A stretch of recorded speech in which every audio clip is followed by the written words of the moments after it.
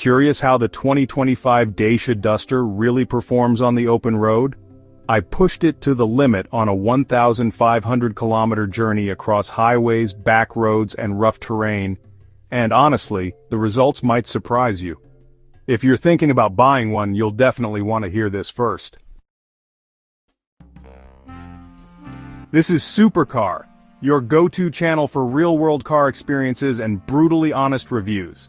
Don't forget to subscribe and ring the bell for more deep-dive automotive content like this. When a new model like the 2025 Dacia Duster hits the market, most reviews focus on city driving and short bursts. But what about stretching its legs? A 1,500-kilometer journey isn't just about getting from A to B. It's a true endurance test for comfort, fuel economy, reliability, and how well the car integrates into your life when you're spending hours behind the wheel. My goal was to push the Duster beyond the daily commute and see if its budget-friendly nature comes with hidden compromises on long hauls. My route involved a mix of everything. Long stretches of highway winding rural roads, some gravel tracks, and even a bit of stop-and-go city traffic as I passed through different towns. This varied terrain was perfect for testing the Duster's versatility and revealing any strengths or weaknesses that wouldn't show up in a typical short review. As I set off, the initial impression of the 2025 Duster was, as expected, its straightforward and robust feel. The steering is light and predictable, which is great for city driving, but I quickly noticed it lacks significant feedback on the highway. However, the ride quality was a pleasant surprise. The Duster, especially with its tall tire sidewalls on the 17-inch alloys, managed to smooth out bumps and corrugations quite well. It felt supple and composed, even over some less-than-perfect road surfaces, which is crucial for long-distance comfort. One of the big questions I had was about noise insulation. Dacia isn't known for being whisper quiet. At speeds up to around 110 kilometers per hour, the cabin was surprisingly quiet for its class, with road and wind noise well contained. This was a definite positive and made the initial hours of the trip more relaxing than I'd anticipated. However, pushing beyond that, particularly over 120 kilometers per hour, some wind noise around the mirrors and A-pillars did become noticeable, though not overwhelmingly so. I was driving the hybrid 140 variant, and this was a key test area. On the highway, getting up to speed and maintaining momentum required a bit more effort than I'd ideally like, especially with a full load. While the 140 horsepower is adequate, it's not a powerhouse, and overtaking maneuvers need to be planned carefully. The multi-mode automatic gearbox, while smooth in urban settings, occasionally felt less responsive at higher speeds, with the engine revving higher than expected before settling into a rhythm. So in terms of fuel economy, Dacia claims around 5.7 liters per 100 kilometers for the hybrid. But my real-world combined consumption over the 1,500-kilometer trip hovered closer to 6.5 liters per 100 kilometers, with some stretches actually achieving just under 7 liters per 100 kilometers at consistent highway speeds.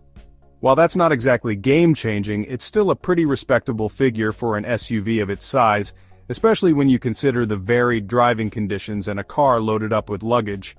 The 50-liter fuel tank, at least in theory, gives you a range of over 750 kilometers on a single tank in my real-world conditions, which is honestly excellent for minimizing fuel stops on a long journey.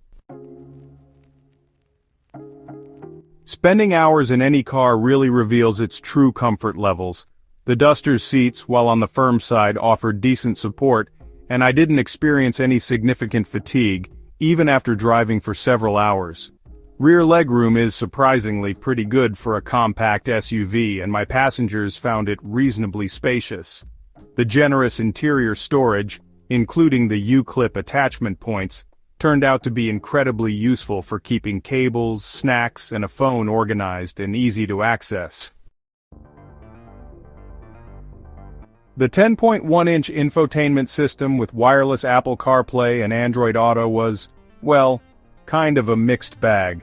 For the most part, it worked seamlessly, offering clear navigation and easy access to music. However, on 2 separate occasions during the trip, the system did briefly freeze, and I had to wait a bit for it to reset itself. While that was a little annoying, these were isolated incidents and didn't completely derail the journey. The 7-inch digital instrument cluster was clear and easy to read, providing all the necessary driving information at a glance. One of the Duster's core strengths is its rugged appeal and capability. While my trip was primarily on paved roads, I did venture onto some unpaved sections and gravel paths. The Duster, even in 2-wheel drive trim, handled these with impressive confidence. Its high ground clearance was a definite asset, preventing any scraping, and the suspension continued to soak up imperfections effectively. The robust interior materials, with their emphasis on recycled content, felt durable and easy to clean, which is, a huge plus for a car that might see some adventurous use. The boot space, at around 472 liters for the 4x2, was ample for all my luggage and gear, and the ability to fold down the rear seats provided a truly practical load area when needed. For families or those who enjoy outdoor activities, the Duster's practical design really shines on extended trips where you need to carry a lot of stuff. So after 1,500 kilometers with the 2025 Dacia Duster, what's the verdict?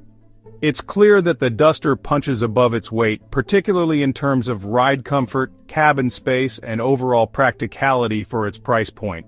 While the hybrid powertrain isn't the most refined at higher speeds and the infotainment system had a couple of minor hiccups, these were generally outweighed by the Duster's strengths.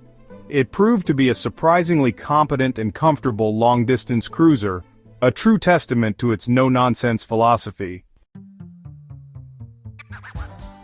If you're looking for a dependable, spacious, and surprisingly comfortable SUV for both daily commutes and extended road trips, without the premium price tag, the 2025 Dacia Duster should definitely be on your shortlist.